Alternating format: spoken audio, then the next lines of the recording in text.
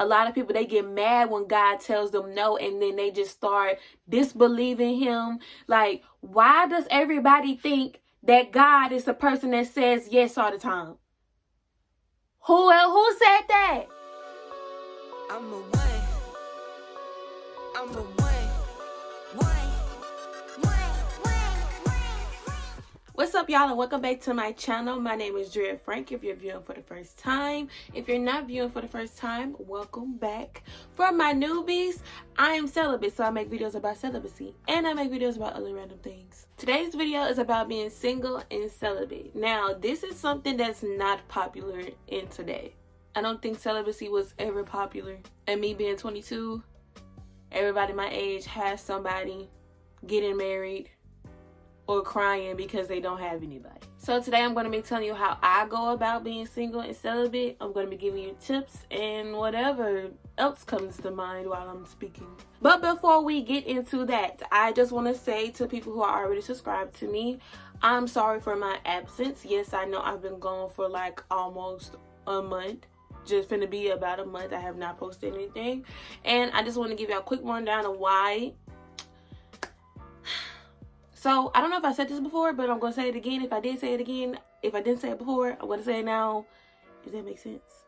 But I have a full-time job. I am a part-time employee, but they give me full-time hours. So, yes, I have a full-time job. And, yeah, I don't like it. I don't like my job, but God hasn't told me to leave yet. I asked him, I was like, God, you know, this job is, and that's why my face looks like this. Face mask and stress does not mix. Look at my face. That shows it right there. But I asked God, hey, this is not my profession. This is not my career. It should not be stressing me. It should not be giving me this headache that it's giving me. I should not be mentally and physically drained every time I get home from work. Like, God, I really want to go. Should I go? Can I go? And he hasn't told me to leave. He has not told me to leave. I asked him for a sign. He has not given me that sign.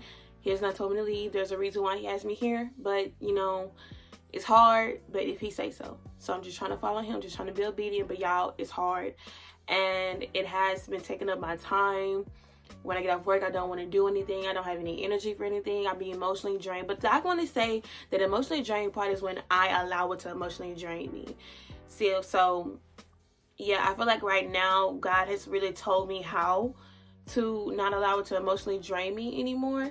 But you know, I'm human. Things are going to happen. I'm still going to get mad. Still going to get upset about some things. I'm human. That's going to be forever. But, you know, God has had to talk with me. He had to talk with me. So I have faith that this time around, I will be able to be drained less at work. So I can come home and do what it is that I love. Right? So enough about that. My tip for that is meditate every day. Meditate on God's word every day, because that's going to get you throughout the day.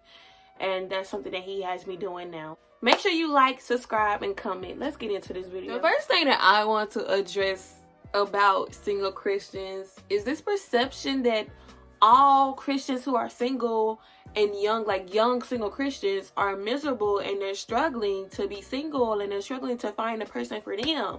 Like, okay, so I am on TikTok a lot, and my feed is mostly Christian TikTok. Oh yeah, y'all should, like, you know, add me on TikTok. Go follow me on TikTok. You know, I'm kind of new to this, but you know, I'm really starting to just really get into it and trying to be more consistent with this. So yeah, go add me on TikTok. Go add me on Instagram too. Like, go do that. Go do that. So what I do see on my feed a lot is a lot of Christians who make videos about God playing with them when it comes to their soulmate and this and that. Like, I'm pretty sure like some of y'all have seen it. Like, God, where's my man? God, where's my woman, or whatever, you know. Like, if you, God, I seen you do it for others, you know. Knock knock, hey, it's me again, God. And you know how people ask for other folks' prayers and stuff like that, because when they get their husband or their wife, it's like, what's your prayer? So that's not all of us, okay?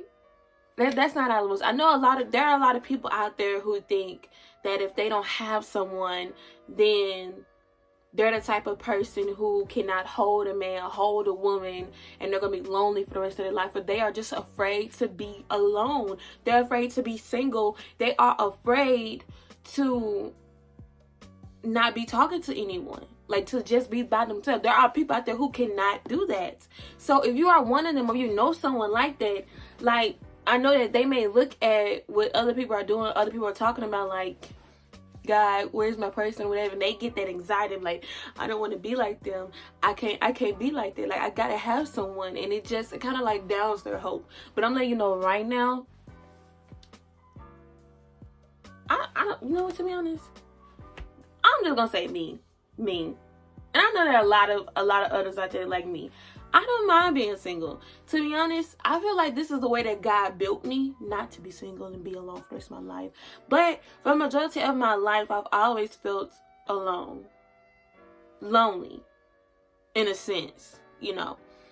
But like when I was younger, I did feel lonely because I felt like, you know, everyone around me had friends, good friends, true friends, close friends, and they just had people who they could relate to, and I just felt like I never could find that in people. Like, I have so many failed friendships from the time that I was a kid up until now, and it's like I have trouble finding people who accept me for who I am and all of my corniness. So it's like I've always had like a small group of friends, if I did have any friends. I didn't have people who I would talk to over the summer, link up with, go out with, you know, stuff like that. I did not start doing all of that until I got in college, where I was really like hanging out with my friends outside of school. That's when when I was in high school, I did it a couple times, but like a really real was in college. So me being single and me just not having that many people around me or people talk to, it doesn't bother me because, you know, I've kind of been like this my whole entire life. It's not something that I chose. It's just something that I feel like, you know, just I was kind of forced into. I wanted friends. I wanted to be able to hang out with my friends in middle school and in high school or whatever, but I just didn't have those levels of friendship with the people I was in school with. A lot of them, I only talked to them while I was at school. Didn't even text them outside of school when I went home or stuff like that, you know? So I can say probably at the end of my high school career, I probably started to get more into hanging out with people outside of school. But it started really being something that I do on a regular basis in college. So me being alone, me being single is something that I'm kind of used to, because it's like this my whole life. Like I said, I feel like I'm going in circles. Let me get to the point. When it comes to me being single, not in a relationship, and accepting the fact that I might be in this single season for longer than expected, I'm patient right now. I'm patient right now because I know what I used to deal with. Okay? Come on. You know what you used to deal with. So, if you want different results, you're going to have to go through a different... What's the word I'm looking for? Process of getting that person.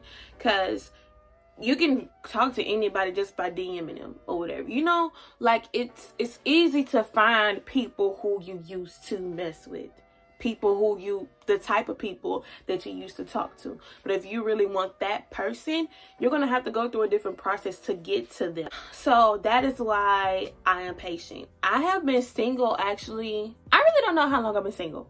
And let me explain. Matter of fact, I'm gonna let y'all tell me how long I've been single, because I really don't know, like, the rules to this. So, hear me out. So, in 2019, I got in a relationship with this guy, but it didn't even last, I think, a whole month. We weren't even together a whole month. Probably was a month, but it didn't go past a month. So, does that count? Does that count? But before him, I was in a relationship with a guy for almost a year. That was a real relationship. We was together for almost a year. I believe we were together almost a year. We ended with each other my sophomore year of college. We stopped talking my sophomore year. So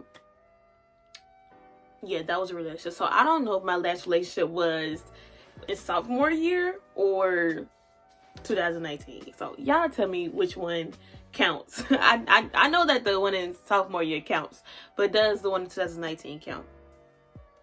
This is a tip. If you truly want someone who is for you, someone who is different from the rest, someone who's different from the past people, then you have to be patient. Because during your single season, that is the time that God will put you in isolation by yourself. He won't isolate you from every single thing in life, but he will just isolate that part of your life, and he will do his work on you. God will do some healing on you. God will do some teaching. Well, that's only if you spend some time with him, because people think that, okay, you know what, I'm gonna be single and I'm gonna pray and I'm gonna wait on my man. No, it does not work like that. It does not work like that. When you are single and you really want that man that you want, yes, pray. But you also need to spend some time with God, because people think that, okay, I'm just gonna pray. Thank you, Jesus, for his food. Amen. And then go. Like, you are praying, but you're not listening. You're talking, but you're not listening. So you need to spend some time with him and listen.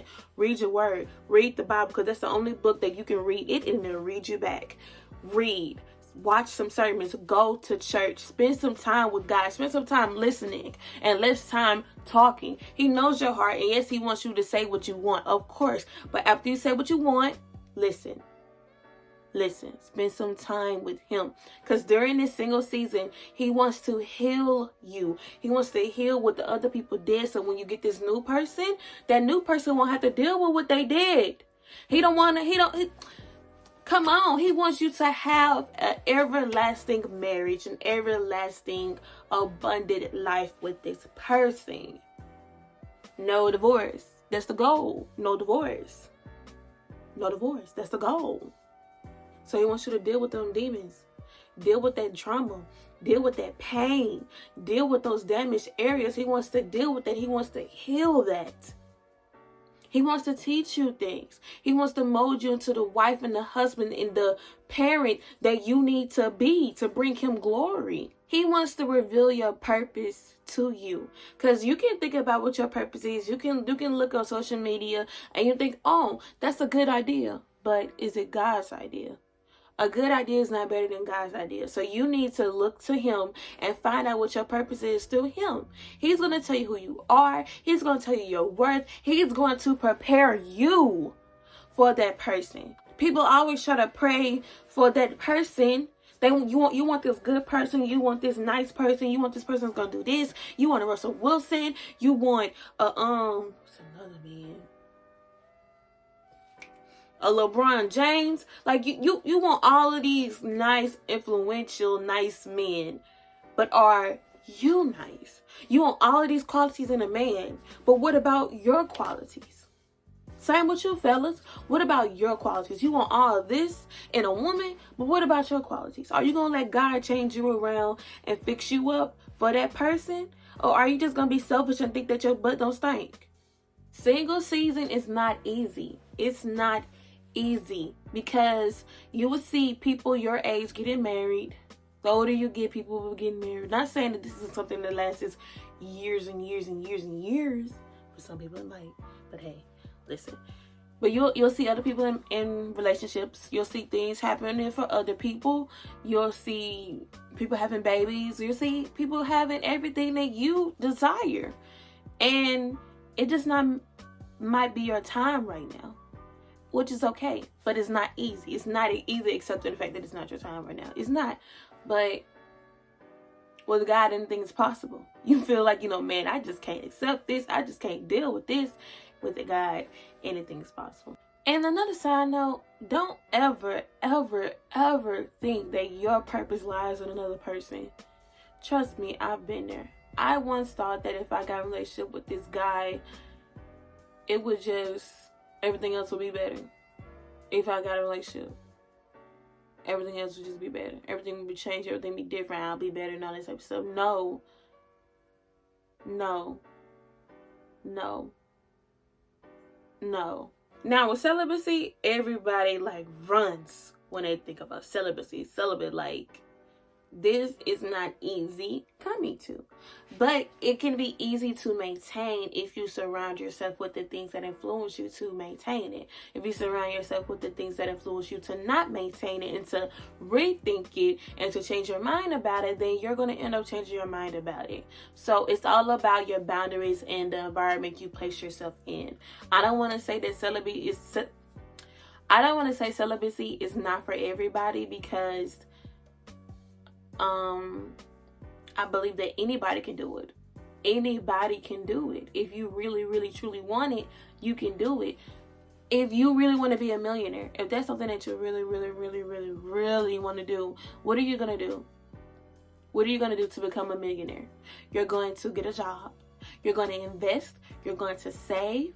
You're going to learn more things about how to become a millionaire, things you should do now to build yourself up to be a millionaire. Like, you are going to practice those things to be a millionaire. Because guess what? You want to be a millionaire. If you want to be celibate, you're going to practice it. You're going to go after it. With everything comes with Christ. You have to want it for yourself.